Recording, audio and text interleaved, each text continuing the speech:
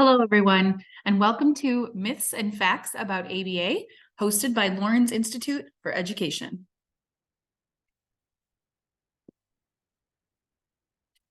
We're going to talk today a little bit about autism and ABA. The goal for today is to figure out what ABA is, what it is not, and then a lot of the common questions we get. And then there is a spot for you to contact me should you have any questions that aren't encompassed in this presentation. So first, let's talk about what it is. So ABA is the acronym used for Applied Behavior Analysis. ABA is a science of behavior. So when we talk about science, we talk about using the scientific principles. So there has to be measurable and observable components. There has to follow the scientific process. We have to have a hypothesis and rule out anything that could be impacting it that isn't necessarily behavior itself. The strategies that are employed in ABA are continually researched to ensure that they are effective. What ABA is not, this is something that where a lot of the criticisms come from. So ABA is not a way to make someone quote or unquote normal or to conform to the masses. It's not designed to be an aversive technique. It is not meant to take away anybody's autonomy, and it is not meant to be based in punishment. Actually, part of our principles in ABA say that punishment should only be used as a last resort. We try as a discipline very hard to ensure that it is not aversive to the individual. What it is that it does individualize to the client's needs. So when we talk about ABA and a client's treatment, the treatment plan should be customized and based on the need of the client and what is socially significant to them and the family.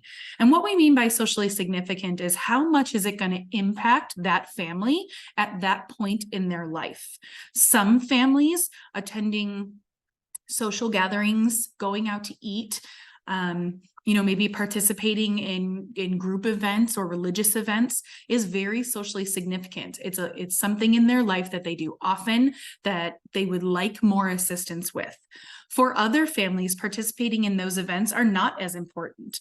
Maybe they have a smaller family or they don't participate in those large social gatherings, and something more along the lines of being able to ride a bike or being able to sit through a movie is where their goals are.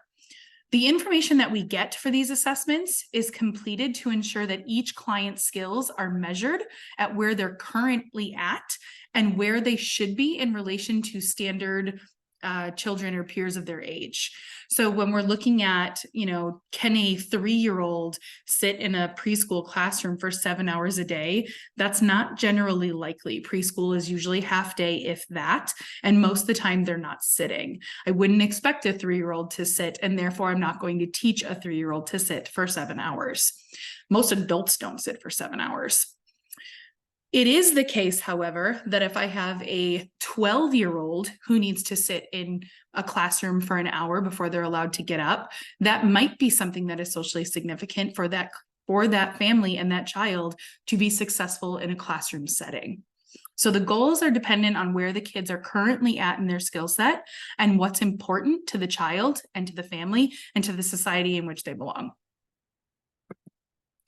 When we talk about the treatment team and the treatment plan, we always say that the team approach is best.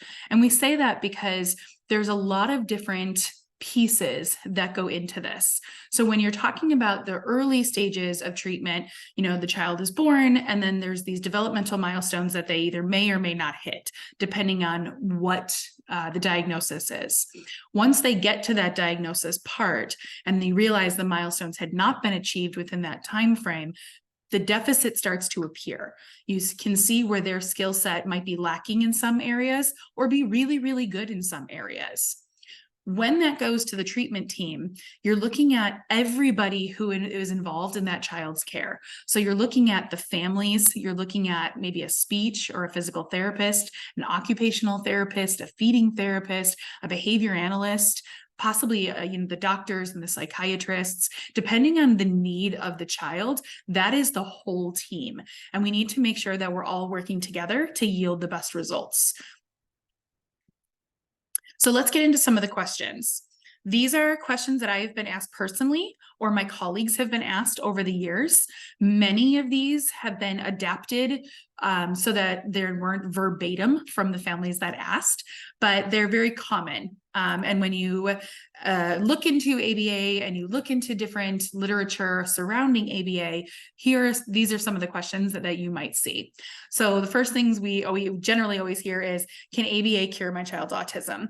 And unfortunately, the answer is no. Autism at this point does not have a cure. What ABA can do is help reduce the symptoms and the impact that those symptoms have on the child's daily basis. So in a daily routine, if your child is struggling to attend to tasks, if they're struggling to, follow simple instructions, if they're struggling to make sure that they're going from point A to point B without deviating, those are things that ABA can help with for your child's autism diagnosis. Will it harm my child? And as much as I would like to say, no, it wouldn't, it shouldn't. So, but like any other treatment, if it's completed incorrectly, there can be negative side effects. So when it's completed correctly, we can get the child's needs met, their skill growth can, start to really grow, start to see all those things really change. If it's completed incorrectly, or there's inconsistencies, it could have negative side effects. So we want to ensure that if you are looking into ABA therapy and your child is going to be part of a treatment team, make sure that everybody is treating ethically and with integrity and compassion. And we'll talk a little bit about that later, but I really want to kind of hone in that this is a lot of where we get our criticisms, is that ABA in the past didn't take those pieces into account. And while we are changing, it really does kind of hold on to the fact that there are people who have been harmed by poor practices, just like there have been with poor medical practices or poor dental practices or poor psychiatric practices. Unfortunately, it does occur, but we do our best and we have lots of checks and balances to make sure that it doesn't occur regularly. Does my child need 40 hours a week of ABA? This came up not that long ago when a family came to us looking for services, saying that they thought that 40 hours a week was too much for their child. It's, that's equivalent to a full-time job for a kid. And the reality of it is, no, not every child requires 40 hours a week of ABA. And anybody who tells you otherwise is not really somebody I would put my trust in. Most individuals who are diagnosed with autism can make progress in that 25 to 40 hour range. Now, are there some cases where there's some significant concerns that we need to address and maybe more hours would be better? Absolutely. But consistent long-term 40 hours a week does not have the outcome that people would expect. So you really need to find somebody who's willing to look for what the appropriate amount of hours of treatment would be for your child's skill set. We do have some kids who require much fewer than those 25 hours. So if you have a child who maybe doesn't have as many deficits or doesn't have as many struggles that they're working through, you may have a child that is saying, I only really need to work on my social language with my peers. I'm good at holding conversations with adults, but when I'm around my peers, I kind of struggle with the flexibility of those conversations. So they may be an individual that only works 10 hours a week with their ABA therapist in order to achieve the same results. What can ABA teach? Is it like tutoring? We've heard this one a couple times. And while ABA can teach lots of things like functional language, life skills, vocational skills, social skills, tutoring is mostly academics. And while ABA can help your child overcome the barriers for their academics, we do not actually teach academic skills. So if your child is struggling to recognize letters and numbers, we can help them with that. If your child is struggling to read and blend or fluency, that's more of a tutoring situation. So we want to make sure that we're drawing a line between what is the autism diagnosis deficit and what is a different deficit. This is one that we hear around, especially around summertime. Can we stop and start as needed? And ideally, no. You can stop services, but if you're saying that your child does not need services over the summer, or they're going long stretches of time without this service, maybe it isn't medically necessary. So while we as providers say this is what we need to accomplish the goals that we're setting out as a team, it does come down to the idea that this is the minimum needed in order to meet these benchmarks. If you are saying that, no, I don't think my kid needs to be there that often, maybe it's not as medically necessary as we think, and then we can move on to a different plan. I do want to put it in, it is akin to taking medication. So if you go to a doctor and a doctor says, you know, you have an ear infection, you need to take 10 days worth of antibiotic, you don't take 2 and then stop. And then 3 days later, take 2 more. It doesn't exactly work the same way. And while it's not going to be the end of the world if your child goes on vacation, it will not be as effective if we have these giant gaps in the middle of treatment service. Another one we hear often is, I have an older child with ABA, and will this still, or I have an older child with autism, will ABA still work? And the answer is yes, ABA is effective for behaviors, doesn't matter the age group. What I will say is that research has generally been limited to the younger children. We know that younger children make faster growth when presented with ABA treatment therapy, but that doesn't mean that it's not effective for older individuals. There's just less research to support it because less research has been done. Where can ABA be implemented? And this is one that we hear a lot from families because of different kind of barriers they've come across with funding. So in reality, ABA can be implemented everywhere. Anywhere that the person exists is where the behavior occurs, which is where ABA can be implemented. So wherever you live and where you behave is where ABA can go. What I will say is there are certain funding sources out there that say ABA is not to be in the school setting, or ABA is only to be in the home setting, or only in a clinic setting. And that is a funding situation, that is not a service situation. So if you have a provider that says, yep, ABA services need to be held in the home because this is where we see many of the deficits, we see a lot of barriers here, we're going to work through them, and the funding source says, no, it needs to be done in a clinic, that is not the science talking, that is the funding talking. So we have to make sure that we're working together to ensure that the child is getting their needs met from all those pieces. Is there oversight for ABA programming? And this one is a big yes. There is so much oversight that is needed for ABA programming. So one of the things that I just want to make sure I clarify is that ABA is a treatment that is provided by individuals who are certified by a board, by a national board. It's called the Behavior Analytics Certification Board, the BACB. Those people who are providing services are trained and are continually educated on the conduct of best treatment. Okay. We also have a very intensive code of conduct and our ethical code that tells us exactly what we can and cannot do. And there is adherence to that code and lots of checks and balances. Anyone who is providing supervision, so if you have your BCBA, who is then providing supervision to the individuals in your direct service providers, generally in RBT, those individuals also are required to maintain a minimum number of percent of service that, let me back up, a minimum number of hours that they are supervised by their supervisor to ensure that they are completing their programs ethically and appropriately and with fidelity. So there is a lot of oversight that goes into programming. This isn't here's an instruction manual, good luck. If it is the case that you have been working with people where you have an RBT, generally that comes into your home, you've never met your BCBA, you've never seen an overlap occur, there is some questions I would have there because that really shouldn't be the case. Okay, next one is, if my kid is in ABA, when will they start talking? And this is one I get a lot. A lot of individuals who are on the autism spectrum often have a language deficit that includes either no speech or really poor production of speech. And while it is possible that they will use their voice to speak, ABA cannot guarantee that that's going to happen. So what we do say, though, is ABA works with functional language development. So wherever your child is, we will assure that their language that they're going to be using is functional for the environment in which they find themselves.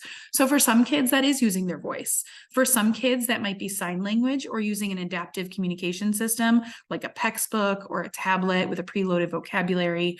Those are all options that our kids have access to and can be taught. Okay, will ABA make my child a robot? And the answer is no. ABA is not meant to take your child's individuality away. It's just we're trying to assume that they are in a situation where they have a barrier that they can't overcome on their own. And in doing so, I'm going to help them jump over that barrier and get to a point where they want to be. Okay, this isn't about making everybody the same. If the world would be really boring if everybody was the same.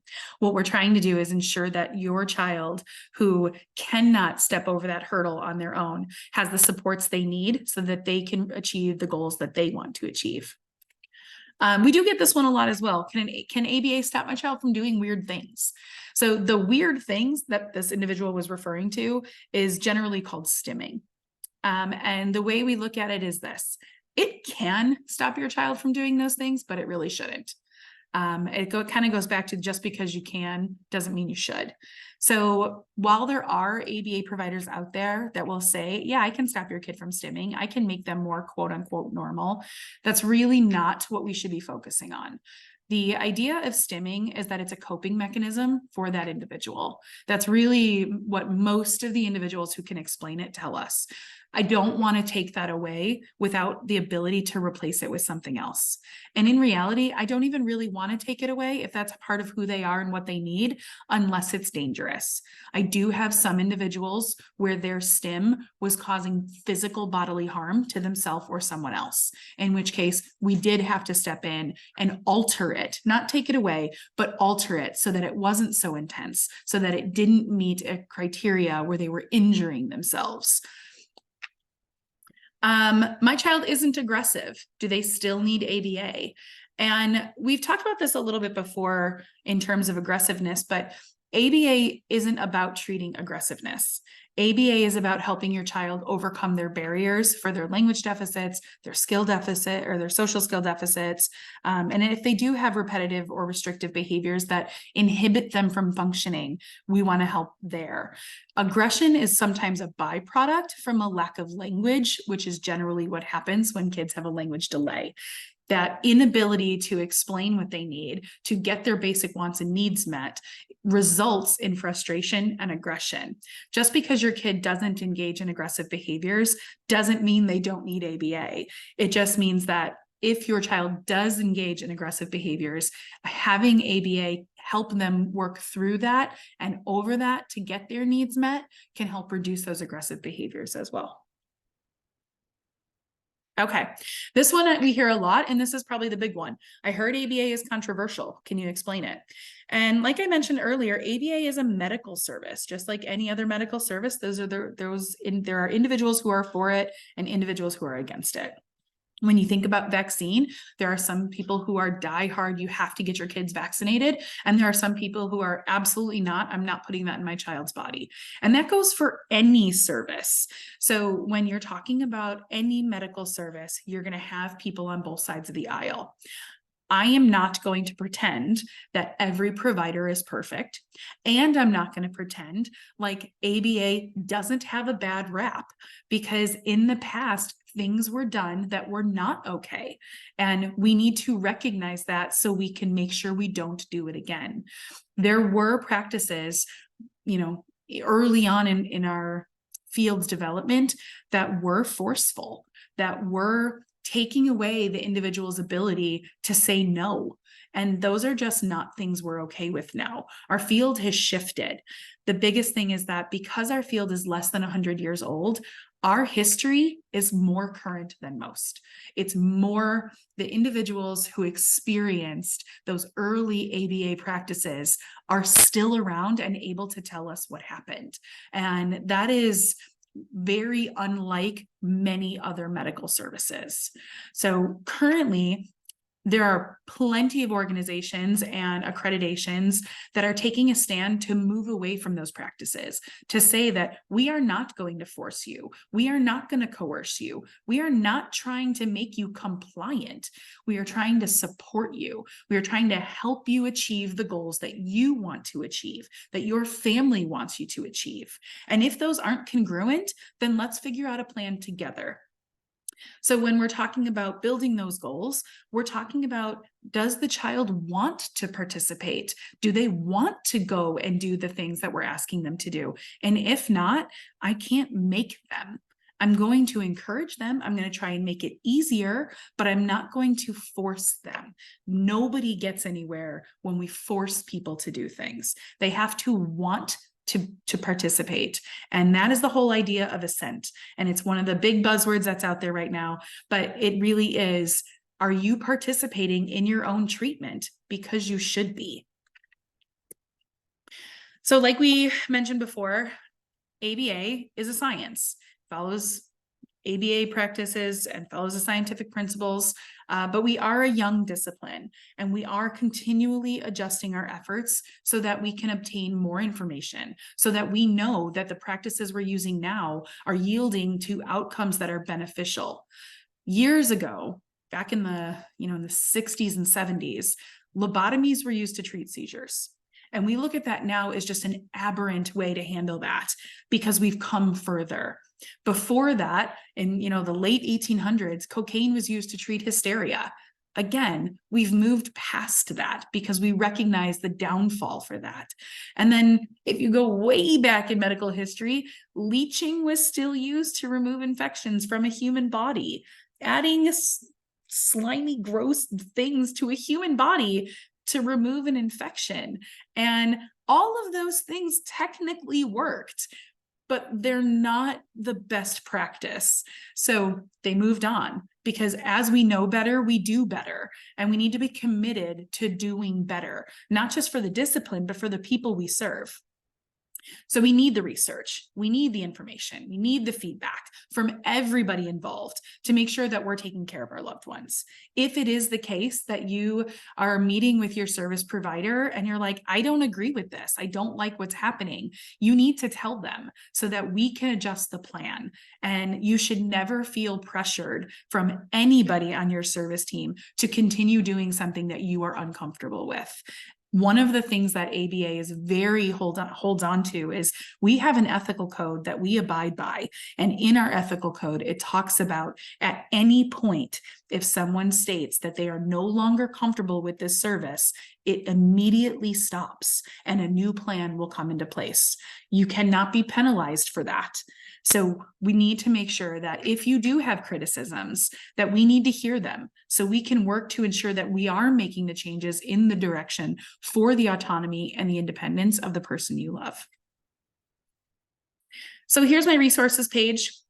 I talked about the BACB, that's the Behavior Analyst Certification Board. That is a national board that certifies all of the behavior analysts and the RBTs, which are registered behavior technicians, that state they met a certain criteria of education and classwork in order to achieve their accreditation or achieve their certification. And then they continue to maintain certain levels of education and professionalism in order to keep that title. In the middle is the Behavioral Health Center of Excellence. This is an accreditation board. And what this organization has done was they stated, these are the things, these certain criteria that are needed in order to show that we are making strides to be better than we were before. We are transparent, we have integrity, we are following the ethical code, and they're holding us to a standard that had never existed before. Currently, Life is accredited. We're going through our third round of accreditation. So we have to answer to them as well. So as a behavior analyst, I have to answer to the board, and I have to answer to the Behavioral Health Center of Excellence, the BHCOE, in order to ensure that everything I'm doing at our organization and everything we're teaching is in line with our practices as a discipline. And then CASP, the Council of Autism Service Providers, is also a national board, and they also are very big into the research component and the training component to make sure that everybody has the ability to be up to date on all of the recent information that is out there regarding, current practices, what's being outlawed, where the legislation is, so that we know what is happening in the world around us. We know what those criticisms are. We know what we're up against, and we know that if it is the case that someone is bringing, issues to the forefront, that we have the ability to look at it, respond, and adjust accordingly. Okay, if you would like to connect with us, I did leave our phone number there. That's our main line. My email is listed, and then you can always go on our website, which is on the bottom. That will take you to any one of our service pages, and you can look up me on the community outreach page, or you can look up any one of the other services that we have here. We have more than just ABA. That just happens to be the department that I'm in, but we also have PT, OT, speech, feeding, music, a private academy, a DTA program, a transition to employment program, a group supported employment program, a summer program. It's all on there. So I encourage you to take a look. If you do have any questions, by any means, feel free to reach out. I appreciate you guys watching.